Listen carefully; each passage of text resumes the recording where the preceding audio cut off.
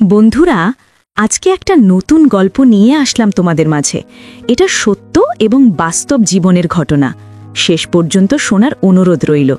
শুনলে তোমার মন চলে আসবে। দেরি না করে চলো শুরু করা যাক। খালি বাসায় আমাকে একা পেয়ে দুই আন্টি হঠাৎ করে আমার সাথে এক অদ্ভুত আচরণ করা শুরু করলো। আমি কোনো কিছু বুঝে উঠতে না পারার আগেই দুই আন্টি আমাকে ধাক্কা মেরে ফেলে দিল। ধাক্কা মেরে ফেলে দিয়ে তারা দুজন আমাকে নিয়ে কেমন যেন করতে শুরু করলো। তাদের এমন আচরণ দেখে আমি তো পুরো অবাক হয়ে গেলাম। আমি অবাক হয়ে বললাম, আন্টি, আপনারা আমার সাথে কি করছেন? আমি না আপনার ভাইপো, আমি আপনার ভাইয়ের ছেলে। আন্টি তখন আমাকে বলল, বাবা আরিয়ান, কিছুক্ষণের জন্য ভুলে যাও, আমি তোমার আন্টি আর তুমি আমার ভাইপো।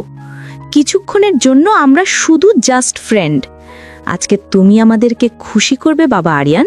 তুমি তো জানো আমরা দুই বান্ধবী, স্বামী অনেক দিন ধরে বিদেশে থাকে, আমরা অনেক দিনের ক্ষুধার্ত। প্লিজ আরিয়ান, আজকে তুমি আমাদেরকে একটু খুশি করো না?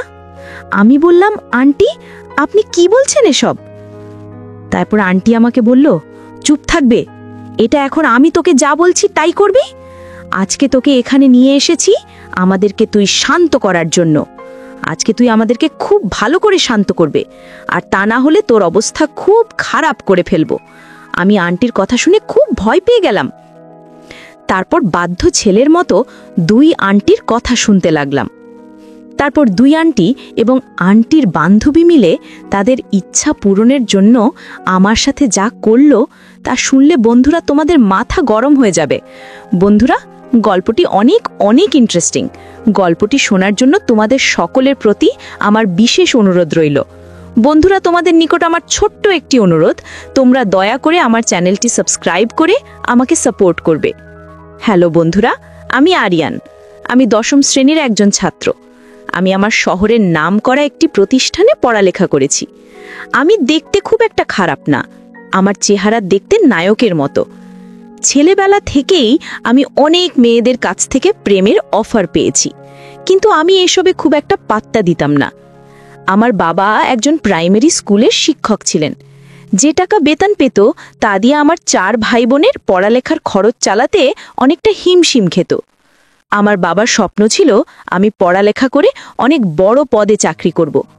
আমি বাবার স্বপ্ন পূরণ করার জন্য খুব মনোযোগ দিয়ে পড়ালেখা করছিলাম, কিন্তু একটি মাত্র ঘটনা যে আমার জীবনটা পুরোই ছাই করে দেবে তা কখনো কল্পনাও করতে পারি নাই। আমার বাবার বোন ছিল মোট 3 জন। তারা সবাই আমাকে মোটামুটি অনেক ভালোবাসতো। তাদের মধ্যে আমাকে সবচাইতে বেশি ভালোবাসতো আমার বাবার ছোট বোন, মানে আমার ছোট আন্টি।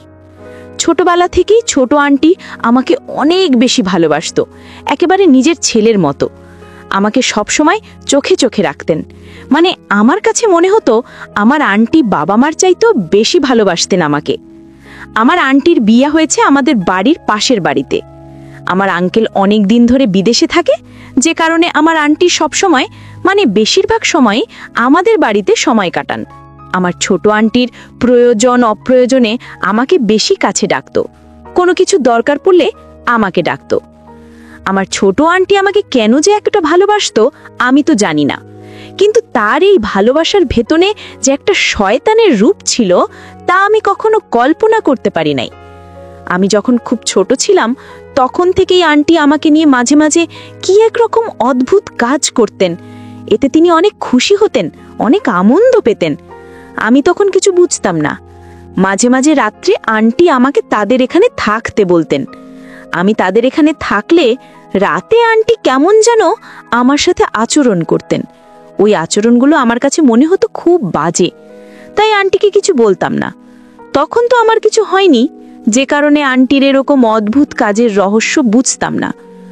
যখন আমার একটু বয়স হলো, মানে যখন আমি একটু বড় হয়ে গেলাম, তখন থেকেই আমি আন্টির কাছে আর খুব একটা বেশি যেতাম না, কারণ আন্টির কাছে গেলেই আন্টি আমার সাথে উল্টাপাল্টা কাজ করত, যে কারণে আমি আন্টির কাছ থেকে সবসময় দূরে থাকার চেষ্টা করতাম। এইভাবে কিছুদিন যাবার পর আন্টিও আর আমার কাছে আসে না। আমার মনে হলো আন্টি বিষয়টা বুঝতে পেরেছে যে আন্টির ওই সমস্ত কাজে আমি সন্তুষ্ট না।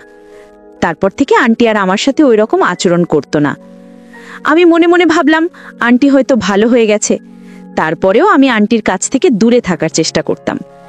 একদিন আমি স্কুল থেকে বেরিয়ে বাস স্ট্যান্ডে দাঁড়িয়ে রইলাম বাড়িতে আসার জন্য।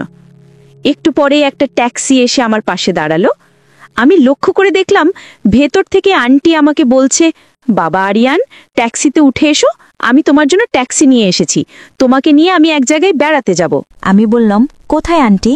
আন্টি বলল, আগে তুমি ট্যাক্সিতে ওঠো, তারপর সব বলছি। আমি কোনো কিছু না ভেবেই সরল বিশ্বাসে আন্টির কথা ট্যাক্সিতে উঠে পড়লাম। তারপর ট্যাক্সিতে উঠে আমি বললাম, আন্টি আমরা কোথায় যাব?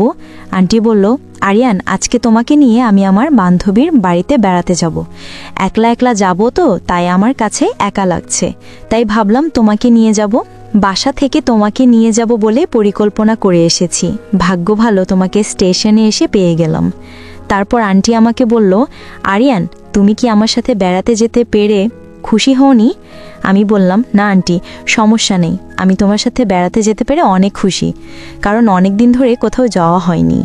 ও বন্ধুরা, তোমাদেরকে তো একটা কথা বলাই হয়নি, আমার আন্টির নাম ছিল রিয়া আহমেদ। আমার আন্টির বয়স 30 কিংবা 35 হবে।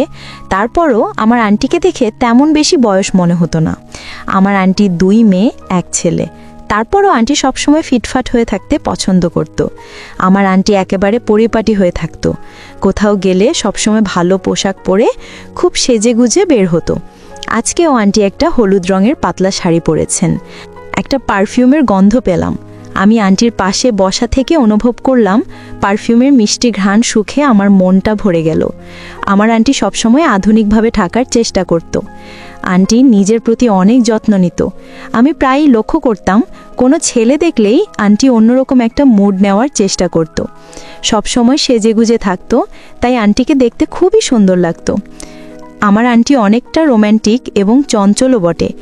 আন্টি নিজের প্রতি অত্যন্ত বেশি যত্ন নিত, যার কারণে ওনার বয়স 30-35 হলেও বয়স তেমন একটা মনে হতো না। মনে হতো যেন কোনো একটা রূপসী নায়িকা। অনেকে মুখে শুনেছি আমার আন্টির মাঝে মাঝে নাইট ক্লাবও যেত। আমার আঙ্কেল বহুদিন ধরে বিদেশে থাকে, মাঝে মাঝে আসতো আর কয়দিন থেকে চলে যেত। আসলে আঙ্কেল যে কি আমার মাথা ধরে না। এত সুন্দরী, এত হ্যান্ডসাম একটা বউ রেখে কেউ কি এভাবে বিদেশে পড়ে থাকে? আঙ্কেলের শুধু টাকার নেশা, এদিকে বউ ছেলে মেয়েদের প্রতি তার কোনো খেয়ালই নেই।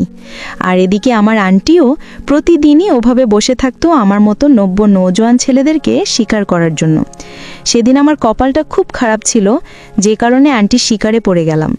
যাই হোক বন্ধুরা, কথা বলতে বলতে একটু পরে একটা বহুতল বিল্ডিংয়ের সামনে ট্যাক্সি থামলো। তারপর আন্টি আমাকে ওই বিল্ডিংয়ের 6 তলায় একটি বিলাসবহুল ফ্ল্যাট বাসায় নিয়ে গেল। বাসার সামনে গিয়ে আন্টি কলিং বেল চাপতেই আন্টির মতো অন্য মহিলা বের হয়ে আসলো। ওই মহিলাটিও দেখতে অনেক সুন্দরী ও সজ্জিত ছিল। ওই মহিলার স্বামী বিদেশে থাকে আর ওই বাসায় ওই মহিলা একা থাকে। মহিলার পোশাকটা একেবারে পরিষ্কার পরিচ্ছন্ন। তারপর ওই আন্টি আমাকে দেখে বলল, কিরে রিয়া, ওটা কি তোর ভাইপো? আমার আন্টি বলল, হ্যাঁ নিশা। তারপর আন্টির বান্ধবী অর্থাৎ নিশা আন্টি বলল, কিরে রিয়া, তোর এরকম একটা তরতাজা ভাইপো আছে, তাহলে আমাকে তুই আগে বলিসনি কেন? তারপর আন্টি বলল, আরে নিশা, আর বলিস না, আমার এই ভাইপোটা না অনেক লাজুক। যখন থেকে বড় হতে শুরু করলো তারপর থেকে আর আমার পাশে আসে না। আজকে তো এখানে জোর করে নিয়ে এসেছি। তারপর নিশা আন্টি বলল, ঠিক আছে, ভালোই করেছিস। তোর ভাইপোর জন্য আজকে কি রান্না করবি?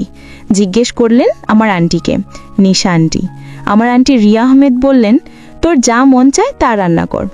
নিশা আন্টি বললেন, আচ্ছা ঠিক আছে, তোরা এই ড্রয়িং রুমে বসে টিভি দেখছিস আর গল্প কর, আমি রান্না বান্না করে ফ্রেশ হয়ে আসছি। আমরা ড্রয়িং রুমে বসে টিভি দেখতে দেখতে গল্প করতে করতে থাকলাম। নিশা আন্টি রান্নাবান্না করে ফ্রেশ হয়ে চলে আসলেন। তারপর 2 আন্টি মিলে আমাকে নিয়ে গল্প করতে শুরু করলেন। আন্টির বাসায় একটা বড় সাউন্ড সিস্টেম ছিল। মনে হয় নিশা আন্টি এবং আমার আন্টিকে নিয়ে সাউন্ড সিস্টেমে গান ছেড়ে মাঝে মাঝে নাচানাচি করেন, কিছুটা বিনোদন করেন। আজকে আমি যাওয়াতে তাদের বিনোদনের পরিমাণ যেন আরও বেশি হয়ে উঠল। তাদেরকে খুব আনন্দিত মনে হলো, তারা খুব পুলকিত ছিল। আমিও আবার সাউন্ড সিস্টেমের মধ্যে গান ছেড়ে দিলে আমারও খুব নাচানাচি করতে মন চাইতো। কিছুক্ষণ পর আন্টি সাউন্ড সিস্টেমের মধ্যে গান ছেড়ে দিল, খুব উচ্চস্বরে ডিজে গান বাজাতে শুরু করলো। অল্প কিছুক্ষণ পরে আমি লক্ষ্য করলাম আমার আন্টি এবং নিশা আন্টি গানের তালে তালে তারা দুজনেই নাচতে শুরু করলো। আমার আন্টি এবং নিশা আন্টি নাচের ধরনই ছিল একটু ভিন্ন রকম। তারা একেবারেই খুব বাজেভাবে নাচানাচি করছিল। তাদের এরকম অদ্ভুত নাচানাচি দেখে আমার মনের মধ্যেও উতাল পাতাল ঢেউ উঠতে শুরু করলো। আর এদিকে জোরে জোরে সাউন্ড সিস্টেম বাজছে, বাহির থেকে কেউ বুঝতেই পারবে না যে ভিতরে কি হচ্ছে। কিছুক্ষণ পর আমি নিশানটিকে লক্ষ্য করে দেখলাম তিনি টিভির মধ্যে একটা মেমোরি কার্ড ধরলেন এবং মেমোরি কার্ড দিয়ে কীরকম এক অদ্ভুত ভিডিও ছেড়ে আমার সাথে নাচানাচি করতে শুরু করলেন। এরকম ধরনের অদ্ভুত ভিডিও দেখে আমার মনের অবস্থা একেবারে খারাপ হয়ে গেল।